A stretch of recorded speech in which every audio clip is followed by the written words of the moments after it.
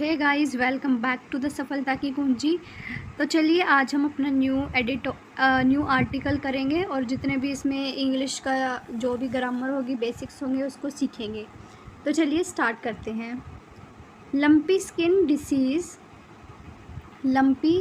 Disease led to stagnation in milk production center. Means कहता है कि जो लंपी स्किन डिसीज़ है उसकी वजह से जो स्थिरता आ रही है, स्टैग्नेशन मतलब एक रोक लग चुकी है, उसके अंदर जो है वो वृद्धि नहीं हो रही इन मिल्क के प्रोडक्शन के अंदर। सेंटर ने ऐसा बोला है कि लंपी स्किन डिसीज़ की वजह से जो मिल्क का प्रोडक्शन है वो बढ़ नहीं रहा है, उसमें एक स्थिरता आ चुकी है, वो रुक चुका है। तो चलिए आगे देखते हैं। द सेंटर इज़ फोर्सिंग का मतलब पहले से ही जानना। द सेंटर इज़ फोर्सिंग, जो सेंटर है वो जानता है। स्टैग्नेशन का मतलब है रोक, रुकावट, स्थिरता आ जाना किसी चीज़ के अंदर। इन मिल्क के प्रोडक्शन के अंदर जो है वो कमी आ गई है। एंड अ पॉसिबल स्कैरेसिटी का मतलब होता है किसी चीज़ में कमी आ जाना। ये स्टैग्नेशन और स्कैरेसिटी दोनों ही नेगेटिव वर्ड्स हैं। स्कैरेसिटी ऑफ घी एंड बटर, कमी आ चुकी है घी एंड बटर में। ऐसा क्यों हुआ है? As an impact of the lumpy skin disease, ये इम्पैक्ट का मतलब है ये प्रभाव है किसका? लंपी स्किन डिसीज़ का। That took the lives of about 1.89 lakh cattle recently. कहता है ये किसका इम्पैक्ट है? ये लंपी स्किन डिसीज़ का इम्पैक्ट है जिसने 1.89 लाख कैटल्स की हाल ही में जान ले ली है। ये इस लंपी स्किन डिसीज़ का जो फैक्ट है जिसकी वजह से जो मिल्क का प्रोडक्शन है वो बिल्कुल स्टैग्नेट हो चुका है और जिसकी वजह से घी और बटर के अंदर भी कमी आ चुकी है। आगे कहता है Rajesh Kumar Singh, secretary department of animal husbandry and dairying. कहता है राजेश कुमार सिंह जो कि सेक्रेटरी हैं किसके?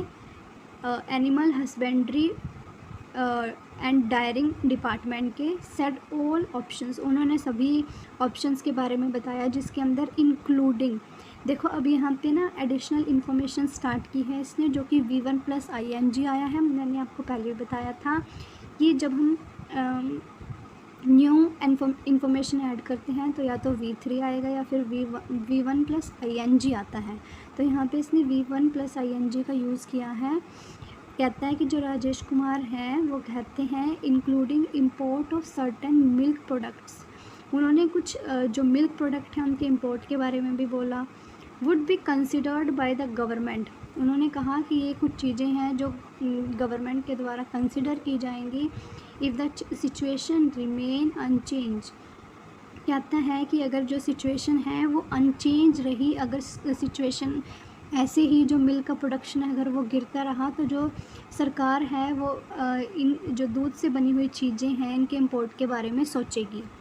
आगे कहता है he said increase in the prices of fodder and its scarcity. कहता है ही सेड, ही यहाँ पे कौन है? ये जो सेक्रेटरी हैं एनिमल एंड हस्बेंड्री डिपार्टमेंट के राजेश सिंह, उनके बारे में कहा गया है। ही सेड इंक्रीज़ का मतलब है बढ़ना किसी चीज़ का। जो इंक्रीज़ है प्राइसेस के अंदर, किस चीज़ के प्राइसेस? फूड के।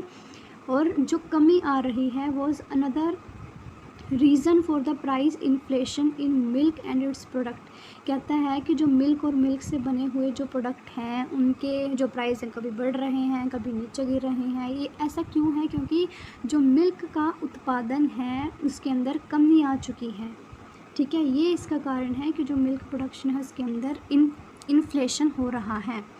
The country had last important milk product in 2011। कहता है कि कंट्री ने लास्ट बार, देखो अभी यहाँ पे हैड यूज़ हुआ है, इसका मतलब ये पास्ट की बात है कि कंट्री ने 2011 में इंपोर्ट किया था मिल्क प्रोडक्ट्स का। ठीक है, उसके बाद से जो है वो जो कंट्री है वो खुद के अपने ही बनाती है, उसके बाद से इंपोर्ट नहीं किया गया है। आगे कहता है नॉर्मली जो मिल्क प्रोडक्शन है is growing eight 6% per year. कहता है कि नॉर्मली जो मिल्क का प्रोडक्शन है वो ग्रो होता आ रहा है। इज़ ग्रोइंग यहाँ पे लगा हुआ है जो कि प्रेजेंट कॉन्टीन्यूअस टेंस है, जिसका मतलब है जो लंबे समय से चल रहा है और अभी भी जारी है। कहता है कि जो मिल्क का प्रोडक्शन है वो 6% से ग्रो होता है normally.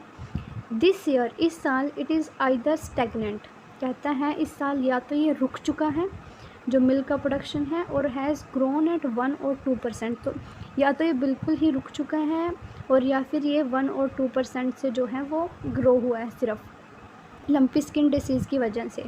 The data from the cooperative sector, जो डेटा है कोऑपरेटिव सेक्टर से, show the production has grown at 2%। जो डेटा कहाँ से, फ्रॉम द कोऑपरेटिव सेक्टर से शो करता है कि जो प्रोडक्शन है वो सिर्फ 2% ही ग्रो हुआ है, दूध के प्रोडक्शन में सिर्फ 2% की ही वृद्धि हुई है। बट लेकिन if we take the data of private sector, कहता है कि लेकिन अगर हम प्राइवेट सेक्टर का डेटा देखते हैं, we assume that the production is stagnant. अगर हम प्राइवेट सेक्टर का जैसे डेयरी वगैरह देखेंगे तो हम ये देख सकते हैं कि जो प्रोडक्शन है वो बिल्कुल स्टेगनेट हो चुका है, बिल्कुल रुक चुका है, प्रोडक्शन के अंदर कोई भी बढ़ोतरी नहीं है।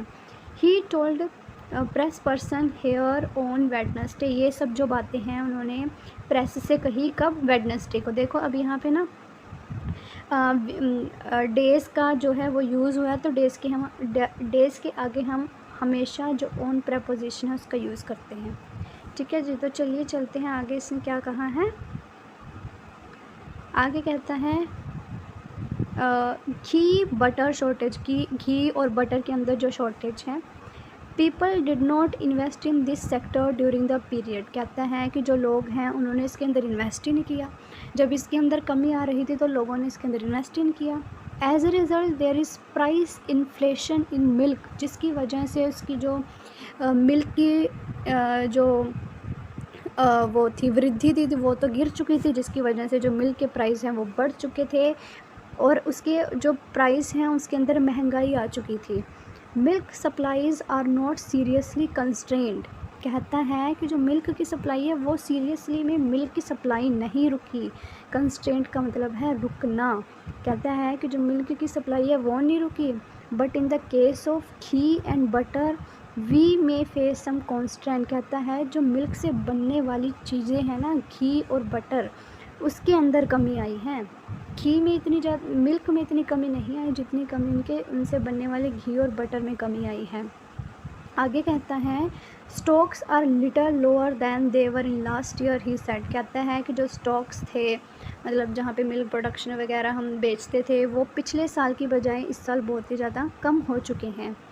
He said increase in the price of fodder was a reason, कहता है ही सेड, ही यहाँ पे कौन है, राजेश सिंह, उन्होंने कहा कि जो प्राइस है फूडर का, फूड मतलब यही मिल्क के जो प्रोडक्ट हैं, was a reason in the price of fodder was the reason for that stagnation in production and for price rise, कहता है जो ये स्टैग्नेशन आई है, जो ये रुकावट आई है जिसकी वजह से मिल्क का जो प्रोडक्शन है वो बिल्कुल रुक चुका है, ये कारण है किसका, प्राइस के बढ़ने का, जो इसके अंदर इन्फ्लेशन आ रही है उसका वजह है मिल्क का stagnation.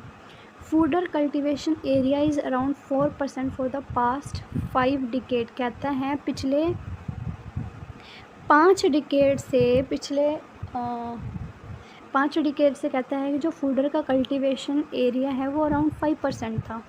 But our dairy sector is growing at a rate of 6%, लेकिन जो हमारा डेयरी सेक्टर है वो 6% से ग्रो कर रहा था। Seasonal and regional scarcity result in price rise, कहता है जो सीजनल ये रीजनल स्कैरसिटी मतलब कमी आई है ना, जो जिसकी वजह से रिज़ल्ट मतलब इसका नतीजा क्या हुआ, प्राइस जो है वो बढ़ चुके हैं क्योंकि कमी आ गई है।